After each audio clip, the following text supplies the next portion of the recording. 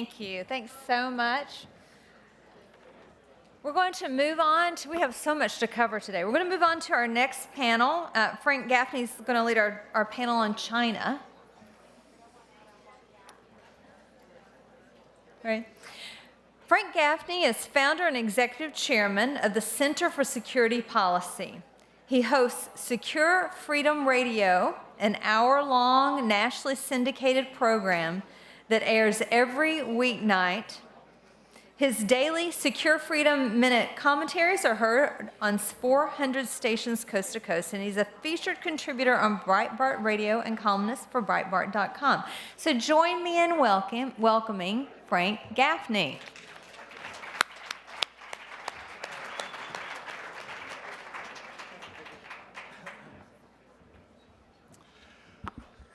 Good afternoon. Can I have everybody come on up? I'll be introducing them in just a moment, but you'll know who they are by their name tags, of course. Welcome to our program on China. I couldn't be more pleased that the leadership of this organization, Bill Walton, Bob McEwen, the executive committee, have decided that this topic warrants main stage attention. We did a terrific action program about it. As you may remember at the last session, I think that everyone came away from that meeting impressed that this is, if not, as Tom Fitton claimed, the single most important thing you need to be thinking about at the moment, because I agree with him, that saving our republic is the single most important thing we need to be thinking about at this moment. But the single most important reason why we need to be thinking about saving our republic is that it is at war with an enemy we're going to be discussing today. Not because we want to be, and heavens knows not because most of us think we are, but because that enemy has had it as one of its objectives since the founding of the People's Republic of China 70 years ago this week, that we were the impediment to the realization of China's, well, rightful place in the world, the Middle Kingdom, the center of the universe. To discuss the nature of the war we're in, its implications, and what we need to do about it, we're going to have, I'm very pleased to say, not only a panel on it here, but immediately, or just about immediately after, we're going to be reconvening in an action session that will feature these distinguished individuals plus 3 others who are members of this organization and who we're very pleased to be able to have join the conversation about the specific steps that we need to take in order to survive our republic in the face of the determined enemy of communist China. I want to just tell you a quick anecdote about a backstory that's going on as we speak that I think will help put what we're going to discuss here in context. In 1976, a group of national security practitioners and subject matter experts, business leaders, religious freedom activists, and human rights advocates came together to try to help a man by the name of Ronald Reagan develop and convey to the American people a strategy for dealing with the totalitarian threat of that time, Soviet communism. They did it under the rubric of something called the Committee on the Present Danger. And they helped him market the proposition that we didn't need more détente or engagement, if you will, with the Soviet Union. We needed to help bring them down. They sold that proposition to the American people, of course, in the election of 1980. President Reagan implemented that strategy with the help of some 31 of the members of that committee. And the rest, as they say, is history. The reason I mention that is we've created a new committee on the present danger, China, to try to help Donald Trump do the same thing against today's totalitarian communist enemy, the People's Republic, and the Chinese Communist Party that misrules that country. So I'm going to save the rest of my time for a few concluding remarks, but I do want to introduce our first speaker. He will, by the way, be speaking at signing books at 3 o'clock, immediately after this program, and he will also be on the action panel. He's Pastor and Dr. Bob Fu. He was one of the students leading the demonstrations in Tiananmen Square in 1989.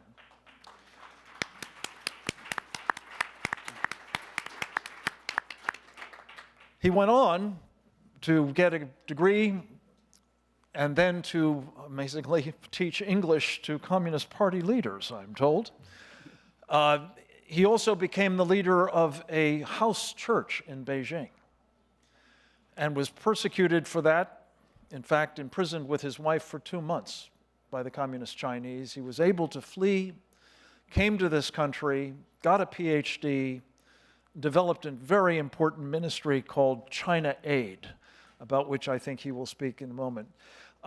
He's a great patriot, a leader on this fight, and I'm proud to say a member of the board of our Save the Persecuted Christians team. Bob Fu, come on up.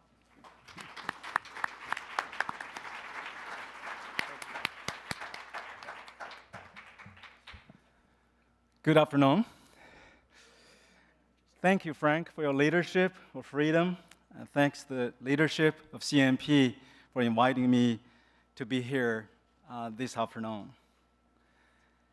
Picture the church you go to each Sunday, the friends you meet,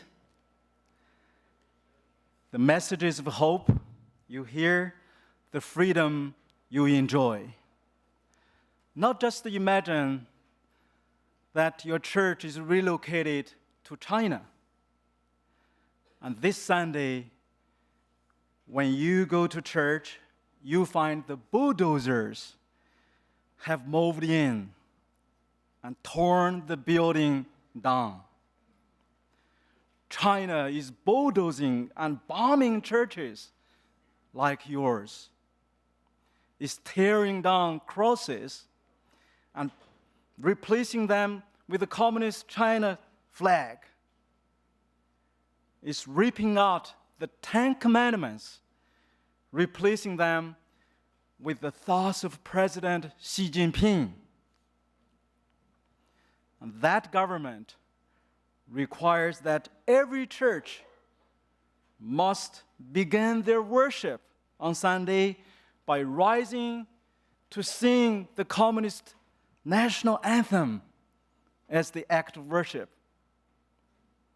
And to make sure you follow the law, every church is mandated to install face recognition cameras in every corner of the church, including the pulpits, in order to spy you, your family, and your friends.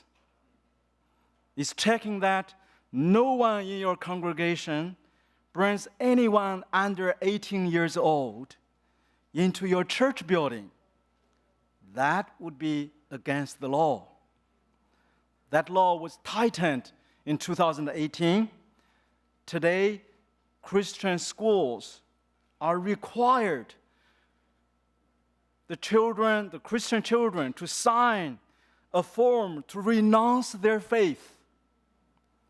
Posters in schools to encourage children to report the so-called illegal Christian activities. And if you find that level of oppression and control too much to bear, and secretly join an underground house church, then watch out for the secret police monitoring you on a Sunday morning to see where you go. 2 cities are now already offering a $1,500 equivalent US dollars to citizens reporting so-called illegal religious activities, like so-called criminal acts, such as a Bible study group. The Chinese authorities have already torn down 1,700 churches or crosses in one province alone. And more than 300 human rights lawyers and legal workers have been interrogated, arrested, or simply disappeared. Lawyers are finding themselves in prison for simply standing up for the rights of Christians under the law. Lawyers like Gao Zhisheng, who stood up for religious freedom for all and was abducted and tortured with electric shock batons and endured far, far worse with toothpicks. Believe me, you don't even want to hear. All at the hands of the Chinese brutal regime.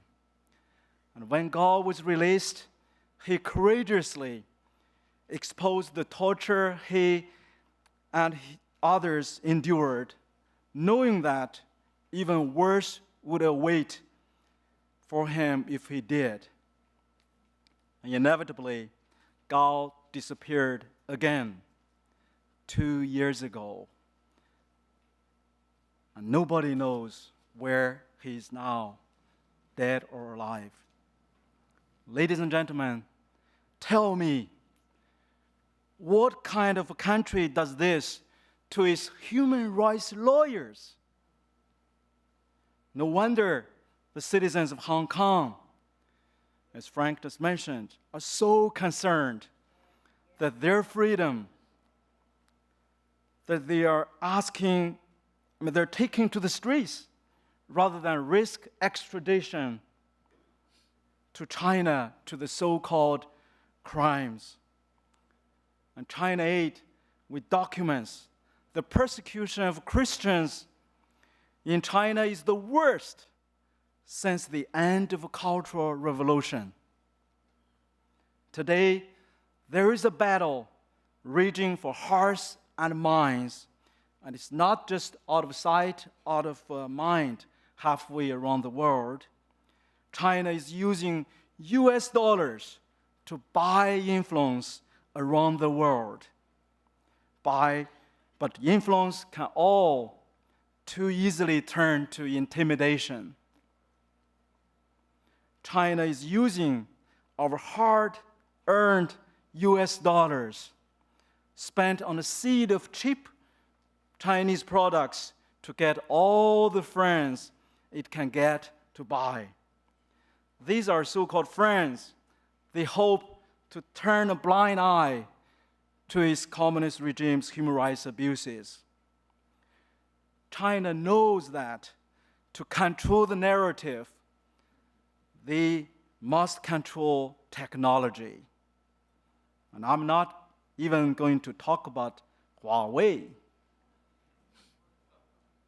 How many millions of US citizens use this Chinese communist social media called WeChat, leaving their conversations, their news, their entertainment, and even their business transactions wide open to the control of the Chinese Communist government?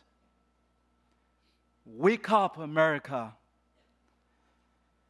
While we chat, Chinese regime are watching and monitoring and controlling.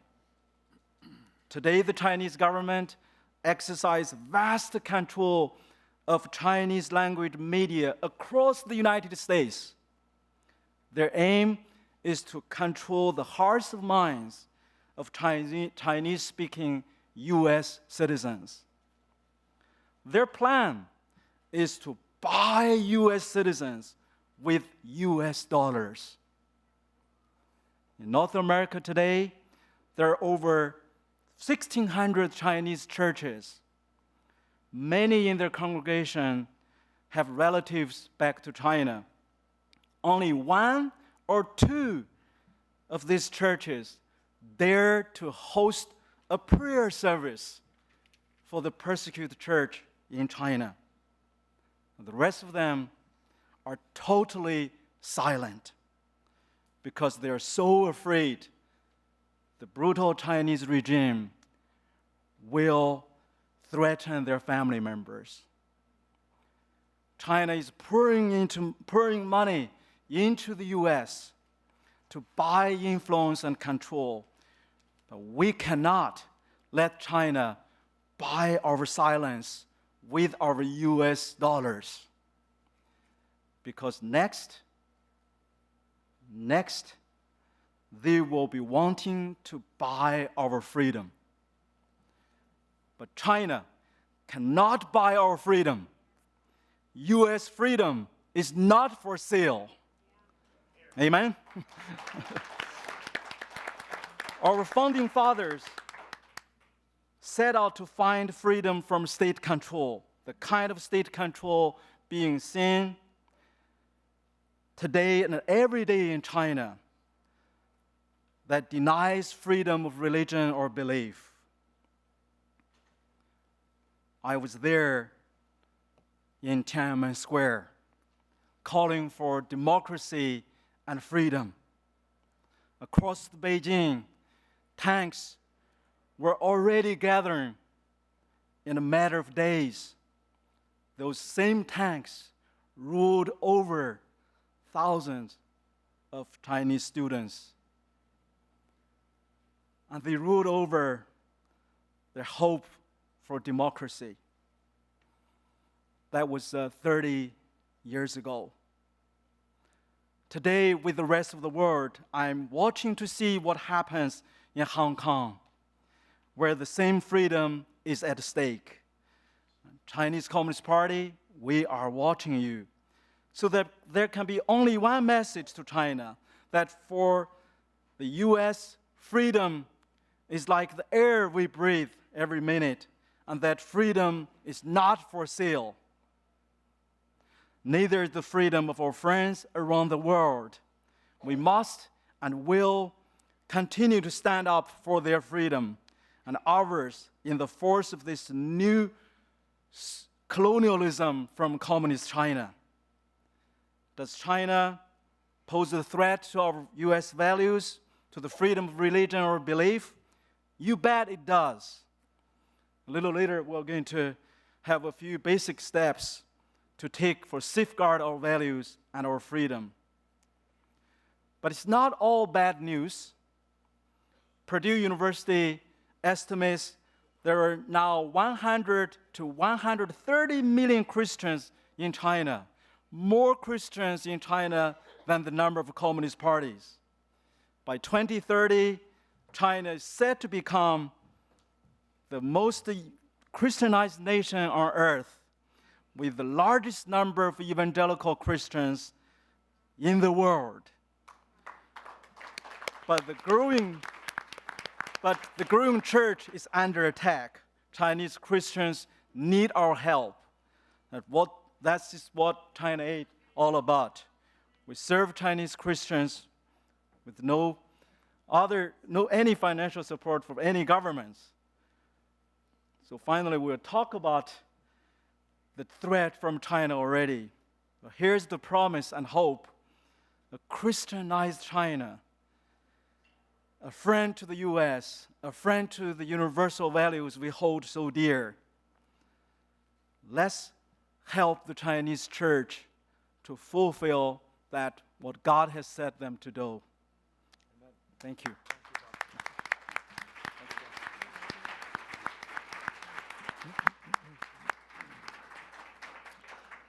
Next, I'm very pleased to say we have an old friend and much admired colleague, Dr. Kiron Skinner, to join us from an interesting recent set of experiences. She has, of course, been an academic, an author, highly acclaimed for her understanding of national and international policy and politics, She has taught at Carnegie Mellon University, where she is today, again, the Tobey Professor of International Relations and Politics. She's been a fellow at the Hoover Institution, the Glenn Campbell Research Fellow there. But of particular importance to our conversation today, she has very recently been the director of the policy planning staff of the Department of State under Mike Pompeo, for whom she was also a senior advisor. She previously worked on the Trump transition team. She has been intimately involved right up to the past few months in helping our government think about and address the problem posed by the unrestricted warfare of China against us, and I'm privileged to say I'm delighted she's here to talk to us about it. Kiron Skinner.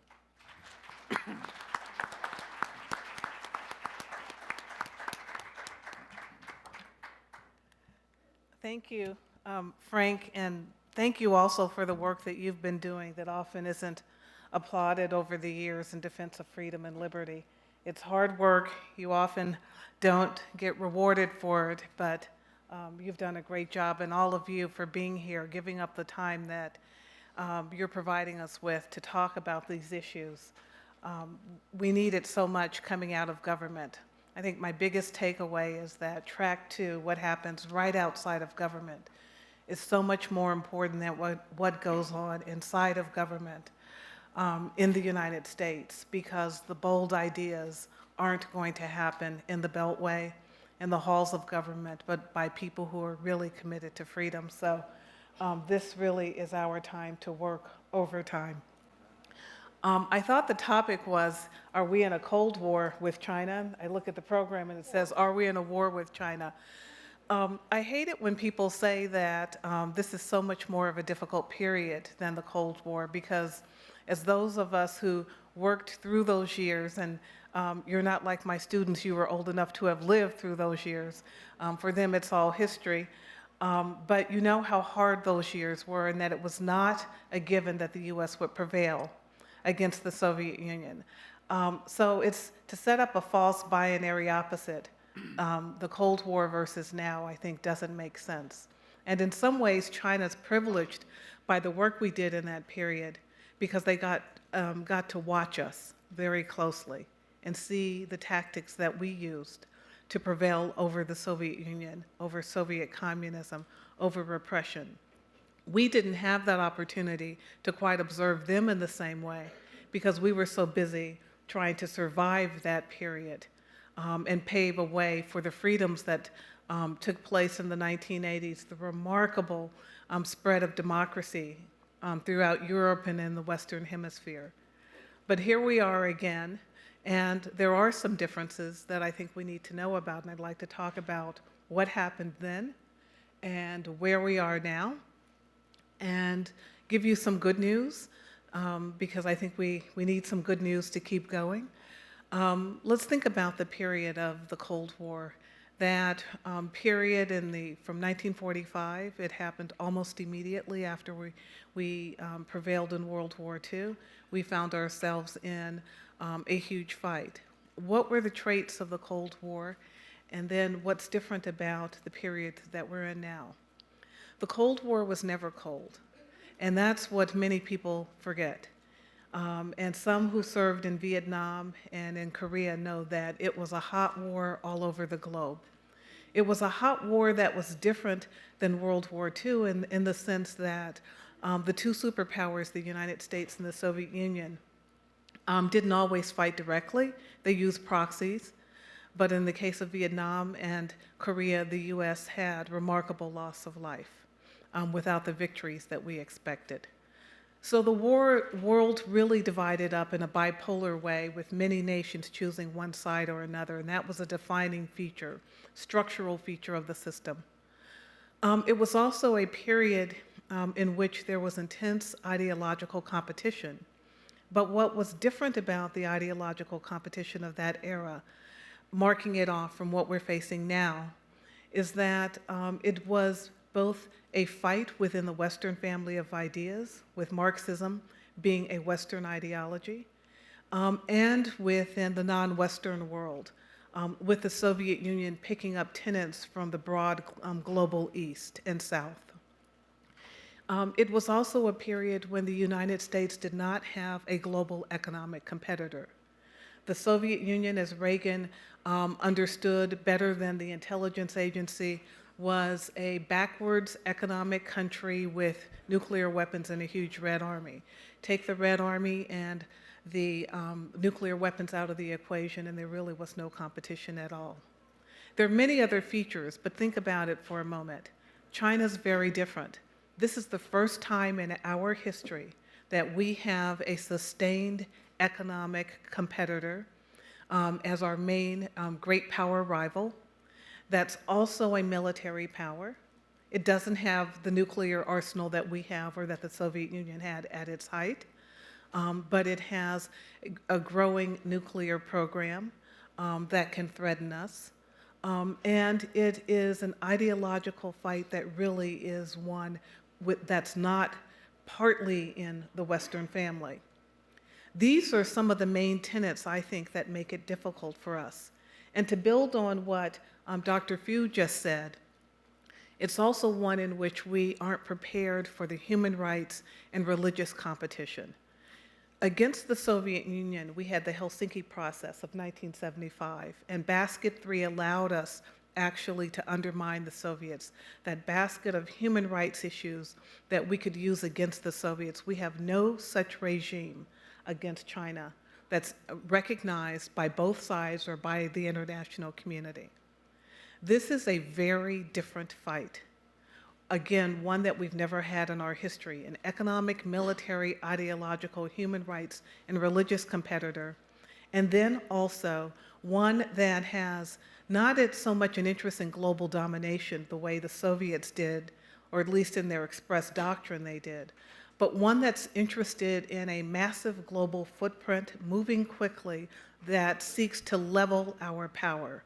If you look at the African continent, and there was a slide just a moment ago about about the Chinese now on the continent, what's remarkable is that in about a 15-year period, they are everywhere, competing for ports and access and to influence governments, but not to take them over, to make our work much more difficult, not just through BRI, but through other initiatives as well. And so this poses the biggest challenge to US diplomacy, I think, since World War II. Because we're used to having a clear-cut adversary that wants domination. That's not what we're facing. We're facing a patient adversary that wants to control the influence throughout the globe without having to pay the full price of that domination. It's very difficult for Americans to understand what we are facing.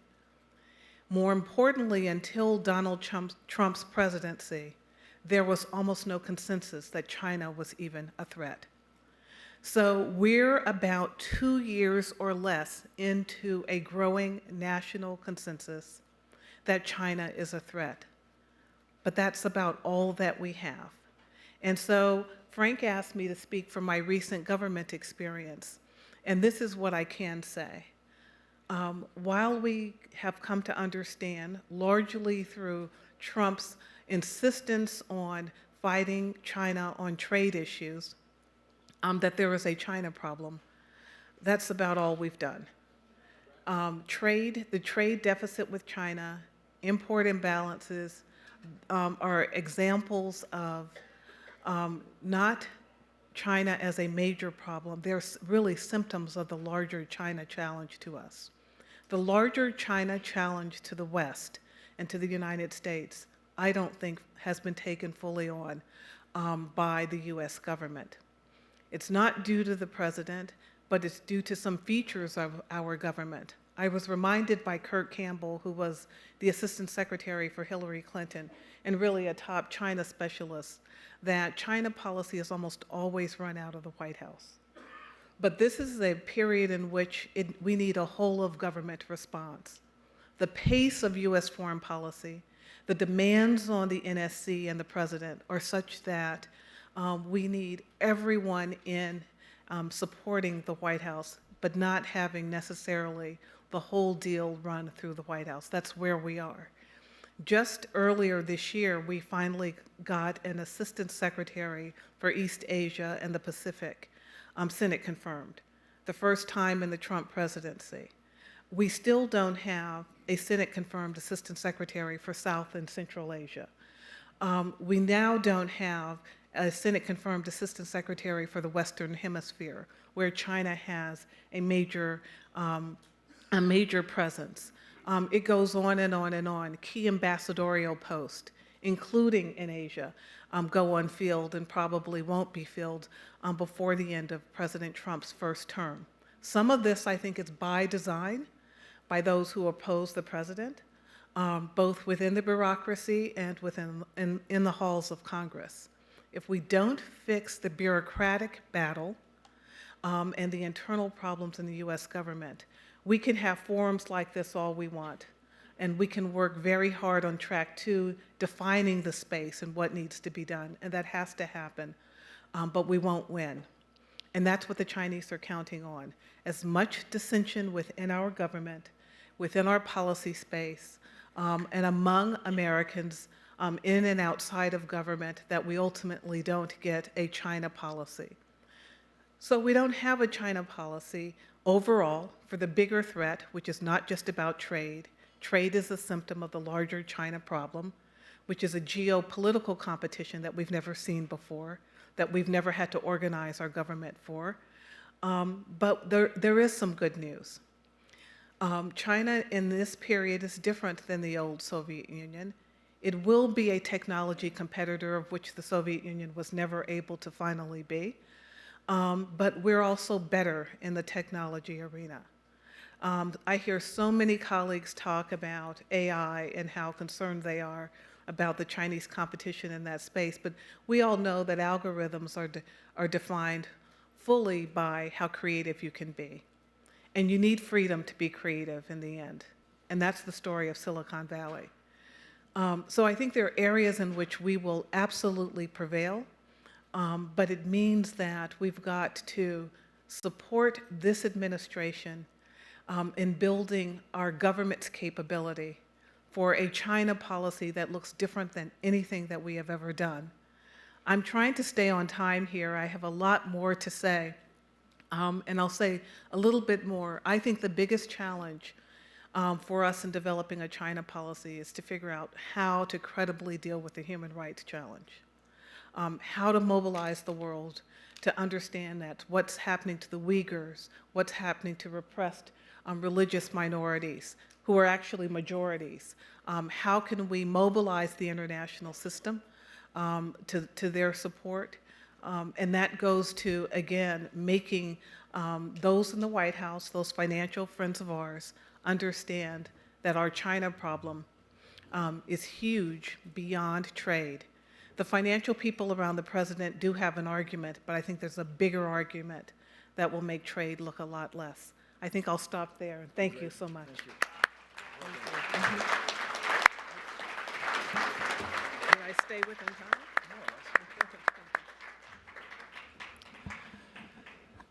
Thank you very much, Kiron. I failed to mention that among the 7 books she's written are some of my personal favorites, in which she essentially compiled the writings, the speeches, the letters of Ronald Reagan, and they're really required reading. If you haven't, I commend them to you to take them aboard. Our cleanup batter for this panel, and men who will help us segue to the action session, is another great friend, Andrew Whitney. Andrew has been here at CNP a couple of times. I'm hoping we'll recruit him into membership one of these days. He is a Brit, as you will hear momentarily, by birth, but an American by choice. He is close by becoming a citizen. I'm hoping that'll happen soon. He's been through the PhD program at Cambridge. He's I believe, a pilot in the RAF, a Bain Capital Master of the Universe. And since then, he has been investing his own money in strategic technologies, many of them in the energy sector. Those of you who were in our Board of Governors meeting heard me mention it to Steve Scalise, that Andrew has put together a real deal on energy security to compete with, and I'm quite confident, Trump, if I may use that expression, the so-called Green New Deal. But he's here today to talk with us a bit about what we can do about the China problem that you've just heard discussed. And I'm very pleased to welcome Andrew Whitney.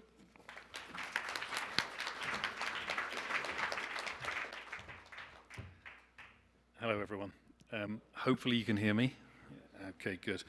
I'm going to talk very quickly about a number of things that I want to give you some sense of. And essentially, I'm going to very briefly touch on what I do and why. Then I'm going to talk about China and the threat posed by domination of strategic technologies, and particularly information technologies, and the abuse of our capital markets to finance that.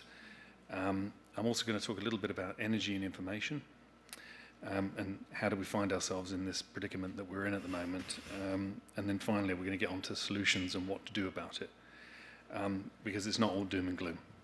So very quickly, following on from that very kind intro from Frank, I invest in strategic technologies, things that I think are going to move the ball up the field. I don't invest in things like social media because it doesn't create many jobs and it doesn't seem to make people very happy.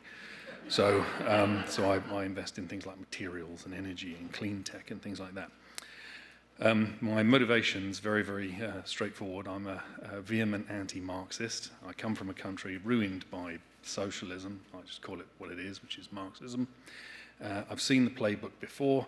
I see the same playbook being wheeled out here. I don't like it at all, and it's not happening a second time in my life. So, yeah, America's been my home for 20 years. Live in North Carolina with the wife and kids. Absolutely love it. My commercial incentive, obviously, is to get it right more often than I get it wrong. So I have to be reasonably good at what I do. Otherwise, I'd be living in a cardboard box.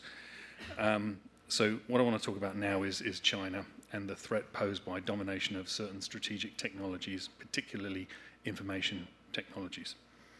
And the fact that our capital markets are being abused to fund a lot of that. China is waging war with us, and they're doing it in a manner called unrestricted warfare. And for those of you who haven't read that book, I'd highly recommend getting a copy of it from Amazon. It's written by a couple of Chinese colonels at the time in the late 90s, and it really sets out the store in terms of the unlimited means they're prepared to use to knock America off its perch. And that's the unfortunate thing a lot of Americans don't quite understand, is that America has a fundamentally generous character, which is kind of live and let live, as long as you're not completely abusing your people. For a lot of those antithetical countries out there, they need America to go away because they can't sell their brand of rubbish all the time that America exists. So unrestricted warfare is no joke, and it is being waged against us in every possible way and forum. Some of the means include compulsory tech transfer, corrupt trade practices, including subsidies and things that aren't allowed under WTO regulations, the abuse of US capital markets, and finally the very real prospect of collusion with big tech and Project Dragonfly, if you guys know about that, and other such things. Just a brief note on abuse of US capital markets. A lot of people don't know about this, but Chinese companies have been somehow afforded an exemption from a lot of the audit transparency regulations that every other business raising capital in US markets have to comply with. It's called a Reg S, SEC Reg S exemption, and they've gotten their hands on $1 trillion of US denominated investment doing this. And it's absolutely shocking. What people don't realize is that their pension funds, including the uniformed services, are being invested in index trackers. So an index fund, it's got all the different stocks in it. Some of these Chinese companies are in there, so it means that their pension funds are being invested in these companies that offer no transparency. Well, you can't invest in things like that as a pension fund manager in any other category, but somehow these Chinese companies have gotten this exemption. And if you take the MSCI index, the Morgan Stanley Capital International Index, there's a company in there called Gallney Pharma, and they've recently misplaced $6 billion. I mean, it's hard to believe this is even a real thing. So essentially, it's clear that needs to be stopped, and so I'll come on to that in the end. But there are ways to do that. So I want to talk a little bit about energy and information. Energy is the master resource. It is the one thing on this planet that controls everything else. It's like the One Ring from Lord of the Rings, if you like. Whether you're talking about water availability or agriculture or anything, it all tracks back to energy. Energy is the master resource. Always has been, and one would have thought always will be. But it's an interesting time now for the US, because the US is now what's called the price setter in the global energy market. As Congressman Steve Scalise pointed out earlier, when the attacks happened on Saudi Arabia, the price fluctuation calmed very quickly because the president made certain statements and the markets got the reassurance that the price setter was committed to controlling flyaway prices. It's very, very important. But the interesting thing, and the point I want to suggest to you, is that for the first time in modern history, I think there's a rival for the seat of master resource, and I think it's information, data and information. I think it ends up being more powerful than energy, and that's quite shocking. And a particular point I want to draw attention to there is that nowhere is this more dangerous than the 5G problem. The 5G problem, as Pastor Bob Foos pointed out, you mentioned, Huawei. Well, very quickly, what is 5G? You all know about it. It's going to give us enhanced virtual reality, massive Internet of Things, vehicles communicating with everything, sensors everywhere, ultra-reliable, low-latency communications.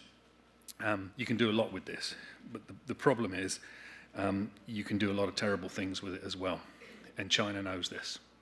And Huawei has gone to untold lengths to try to dominate this space internationally. Why is that? It's because 5G, I would argue, is more powerful than all the other weapon systems on the planet combined. If you gave me control of 5G, before you could even push the button to launch any of your missiles, I'll annihilate your market positions in every industrial sector, marginalize your armed forces, negate your popular support as a politician, just eliminate it, crash all of your cars, your pacemakers, your supply chains, your water, your food, and your energy. You can do all of that if you control 5G. So the stakes are enormous, but the public are just being told it's about faster movies, So it's very, very important. You cannot let a totalitarian government control that. You cannot let them have that kind of power. Unrestricted warfare is their mantra. Unrestricted warfare is their mantra. They will not hesitate. They will bulldoze a church. They will not hesitate. Now, how is it that the US has no equipment offering to counter this? Very interesting. The Telecommunications Act of 1996, it was meant to improve competition and break up the big telcos. This is your Bell, AT&T, this sort of thing. The problem was it left all the parts and the players in a very weakened state at a time of change in the telecoms market when everyone was shifting to mobile. And as a result, a lot of them failed. And essentially, foreign companies bought up a lot of America's domestic ability to build these types of systems and solutions. So Lucent got bought by Alcatel of France, and Motorola's networking side and the key technology there was bought by Nokia Ericsson over there in Scandinavia. The US lost the capability to make certain network apparatus and switches, and ergo Huawei basically ran away with that market. And the thing is, Nokia, Ericsson, and Alcatel, they all use Chinese systems and Chinese supply chains. So, ergo, Huawei emerges as this monopolist. Interestingly, that same Telecommunications Act of 1996 also set the stage for the media catastrophe we now have through the cross-ownership legislation. See, up until then, you couldn't own all the newspapers, all the TV channels, all the cable networks, all the radio stations. Now you can. So you end up with a handful of companies that own it all, and they all seem to be run by leftists. Who signed all this into law? Bill Clinton. So it does make you wonder if that was the plan all along. Be very shrewd, but because it's the same guy that let China into the WTO. So that brings us back to the 5G and the information problem. It's not all doom and gloom. The good news is that solutions do exist. There are a number of technologies that are faster, better, EMP resilient, with lower energy use and superior economics. All US supply chain, it's just that this stuff hasn't been profiled yet. 5G can be resolved. You can build a new model around spectrum access that completely flips the script on the Chinese and makes this solution more competitive than theirs. And you can do all of this without having government subsidies and keep it as a private sector solution. Following on from what Kiron was saying, just I want to think about like a handful of quick solutions. One of the key things that I took from Kiron's presentation is the need for an all-of-government solution. Now, that doesn't mean crazy regulation. It's actually the opposite of that. It's to stop having every single part of the bureaucracy jump up and get in the way of everything from pipelines to telecommunications. Let's work in a whole-of-government fashion, because that's what the Chinese do. And we can roll these solutions out. We have to address the 5G issue as a national security problem. It's not just about trade and switches. It's a national security problem. We have to end all the exemptions. So this SEC audit regulation exemption is absurd. That needs to end. And all of the asymmetries. You know, if they want to bring something into this country, we have to be able to do it over there. And finally, we need to seriously investigate big tech collusion with China. So many of the solutions we've talked about here require action in concert. We heard this morning about the fantastic things the attorneys general are doing. You know, I'm here to sort of speak from a business and investment standpoint. You know, there are other types of regulatory efforts that need to be brought to bear with Wall Street and so forth. All of this needs to happen in concert, but I totally think we can do it. And we've got the right people focused on it, and CNP is a great forum to really kind of push those types of things. Thanks.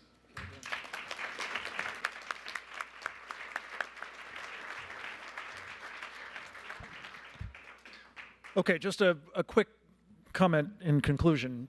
I think what you've been treated to here is a taste of both the challenge that we're facing and the capabilities of people on our side, on our team, working with a president who is like-minded to actually fight back in this war that we find ourselves in, like it or not. I wanted to give you just one specific to-do item, and we'll talk more about all of this in the breakout action session at 3:30. So please join us for more and giving us an opportunity to hear your thoughts as well as the three additional speakers we'll be hearing from: Kevin Freeman, Brian Kennedy, and Reggie Littlejohn.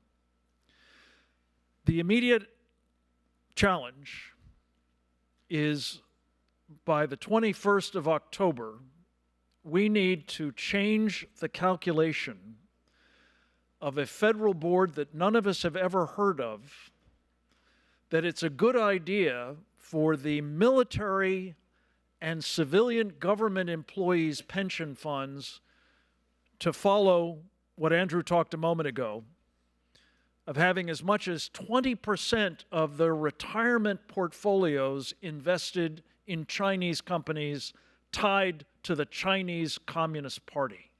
This is insane and can be stopped, I believe, but we need everyone's help in doing it. Come talk to us at 3:30 for more about it. In the meantime, make sure you see Bob Fu with his super book, which is called God's Double Agent. How do you like that? Check it out outside, and there's a reception at 5. I hope you'll come and find out how you can do more to help us do what we're doing about the present danger, China. Thank you.